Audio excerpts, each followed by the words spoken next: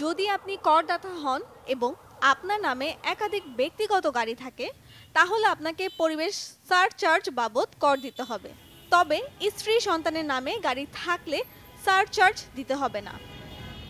এছাড়া নিজের নামে একাধিক গাড়ি থাকলে প্রথম গাড়িতে কোনো সারচার্জ হবে না। একের অধিক প্রতিটি গাড়িতে সারচার্জ হবে। যেমন আপনার নামে যদি 3টি গাড়ি থাকে তবে 2টি গাড়িতে সারচার্জ বসবে। সম্প্রতি জাতীয় রাজস্ব বোর্ড এনবিআর সারচার্জ নিয়ে এই নির্দেশনা দিয়েছে। এনবিআর এর নির্দেশনা অনুসারে একাধিক ব্যক্তিগত গাড়ির ক্ষেত্রে 1500 সিসি বা 75 কিলোওয়াটের ব্যক্তিগত গাড়ির জন্য নিয়মিত করের পাশাপাশি অতিরিক্ত আরও 25,000 টাকা কর দিতে হবে। ফলে দ্বিতীয় গাড়ির 50,000 আর প্রথম গাড়ির 25,000 মিলে এক বছরে মোট হবে 75,000 টাকা।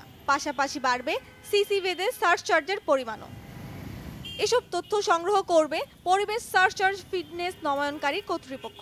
শুধুমাত্র ব্যক্তিগত ও এসইউভির মতো গাড়িতে এই নিয়ম প্রযোজ্য।